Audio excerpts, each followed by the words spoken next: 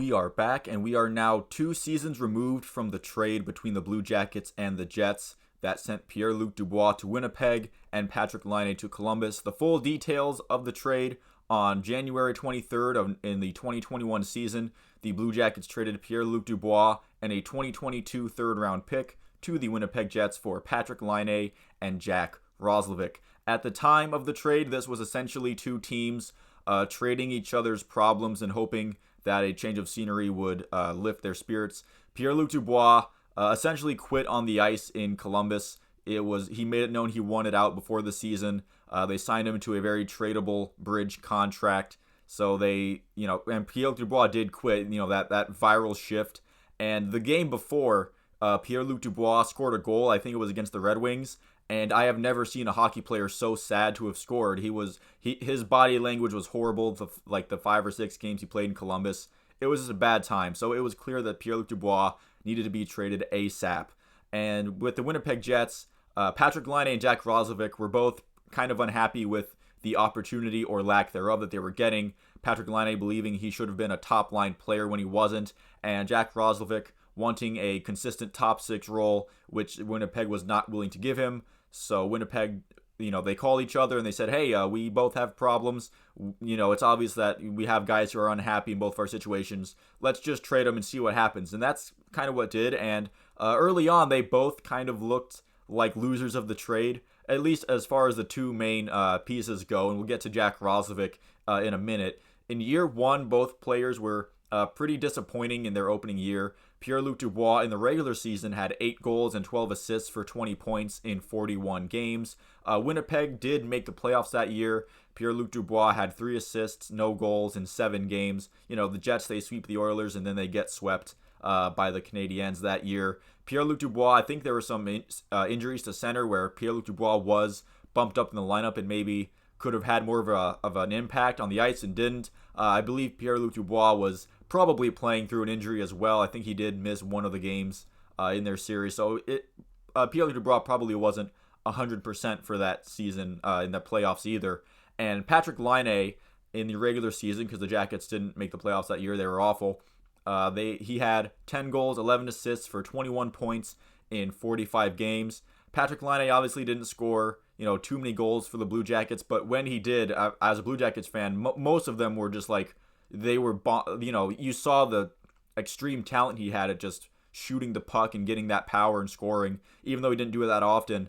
When he did it, it was amazing. I remember he had like a 200-foot goal against Chicago where he basically just took it behind the net and went 200 feet, went around the defense and scored falling over. It was probably the best play he had all year. And, you saw the talent, but you saw it in very infrequent flashes. Jack Roslovic was actually a very nice surprise for the Blue Jackets. They got a center back after having to trade their prospective number 1 centerman for the next years to come or whatever. But Jack Roslovic had 12 goals and 22 assists for 34 points in 48 games. So again, nothing world beating, but they were obviously career highs. He was taking advantage of the opportunity he was getting in Columbus that he wouldn't have in Winnipeg.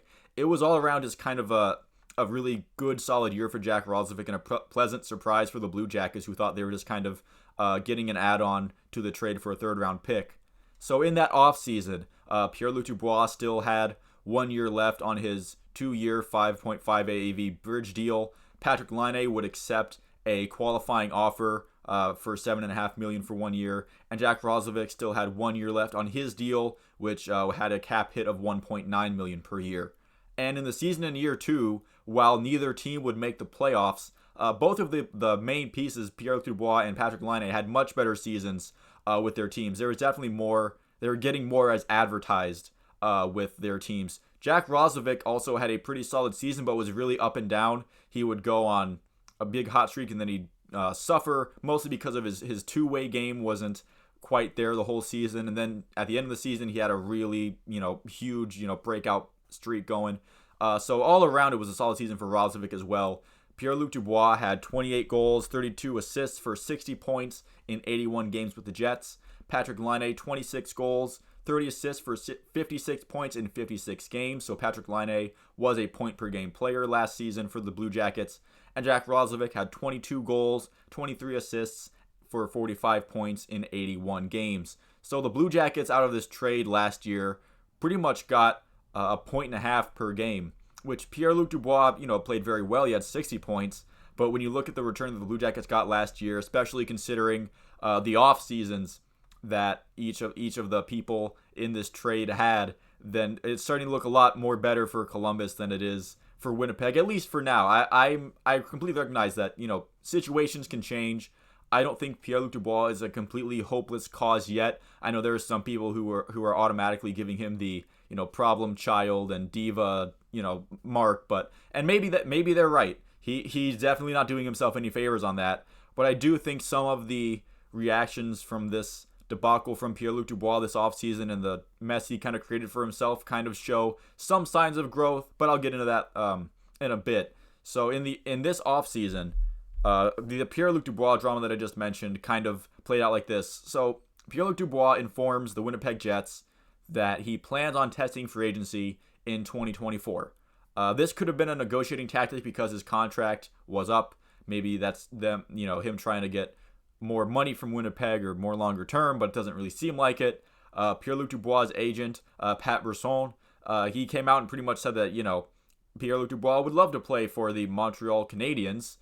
He avoided arbitration, but it was speculated that he did so in order to leave open the option for an offer sheet from Montreal. Apparently, Pierre-Luc Dubois went to the draft in Montreal because he thought the Canadiens were going to trade for him, even though he's essentially tanked his trade value, and Winnipeg doesn't have to make a trade for him. They don't have to trade him. They can just wait for somebody to offer an actually good deal for Pierre-Luc Dubois.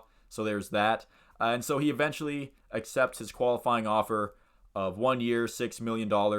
It's a decent paycheck, but it seems clear that Pierre-Luc Dubois does not see himself on the Jets roster for longer than he has to be. It seemed like he was kind of pushed his way out, although he had a press conference with the media where he basically pushed back the notion that he was trying to, walk his way out. He said he never asked for a trade, which I guess is kind of true. There was no official trade request, but when your agent is putting out feelers that, you want to go to Montreal, you're kind of trying to force their hand. I guess he's correct that there was no official trade request and that, that's a big media conspiracy, but you kind of did it to yourself on that one.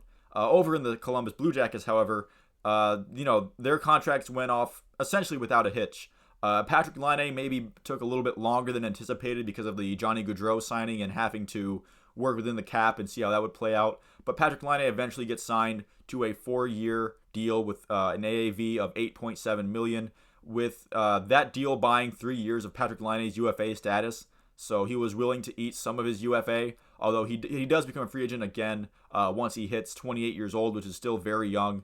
And the cap room that for NHL teams is expected to be way higher up by then. So he'll be young. Teams will have way more money to spend on him. That's a good deal for both the Blue Jackets getting stability and Patrik Laine for getting a pay raise now and probably an even bigger one in 4 years if he can continue to put up good numbers.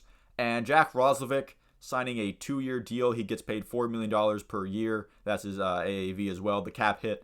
Jack Roslovic's future with the Blue Jackets as far as long-term is still kind of up in the air, but the Blue Jackets are getting at least 4 years of Jack Roslovic and 6 years of Patrik Laine throughout this trade. And right now the Jets have gotten 2 years out of Pierre-Luc Dubois, possibly a third right now. And after that, who knows? Maybe they just get that 4th season with Pierre-Luc Dubois as his last year as an RFA, and then he walks. Now we're going to talk about the last piece of this trade now. The Jets drafted Danny Zilkin with the 3rd-round pick they received in the trade. He is a center from the Guelph Storm in the OHL. He put up some decent numbers. He had 23 goals, 32 assists for 55 points in 65 games last season.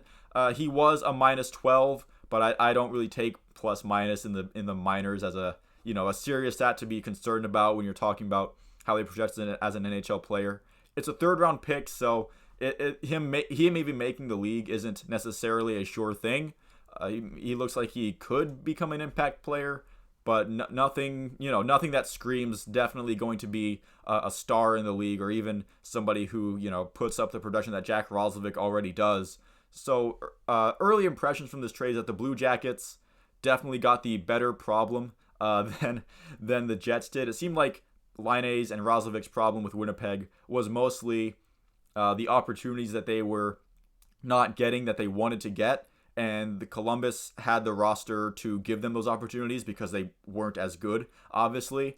And it seems like Pierre-Luc Dubois' issue with the Jackets was that the Columbus Blue Jackets aren't located in Montreal. At least that's what it seems to be. Maybe he just hated Torts that much, but it seems like Pierre Dubois is kind of picky about where he goes, and right now he's pointing his finger at Montreal and saying, "Could you please let me go there?" Winnipeg obviously doesn't have to do that. They can just wait around for either a good trade or until he's just a UFA. But it seems like Pierre-Luc Dubois' long-term future with Winnipeg is rocky at best, whereas Columbus has locked up the assets they got in the trade for longer term, which means, right now the Blue Jackets are definitely winning this trade. They're definitely getting the better end of the stick. But again, it could change. Maybe, the Jets go out and win a cup this year and Pierre-Luc Dubois signs for 8 more years. Even if he doesn't, if the Jets just win a cup and Pierre-Luc Dubois is a contributor for that, and the Jackets don't, then the Jets just win the trade. That's just how it works. If you get a cup and the other team doesn't, the team with the cup wins the trade. So that's how I view it. Thank you all again for watching this video. If you liked it and you'd like to see more, please feel free to leave a like and a subscribe. Let me know what you think about the Pierre-Luc Dubois, Patrik Laine trade 2 years down the road. Let me know what you think about that in the comments down below. Thank you all again for watching, and I will see you at the next one.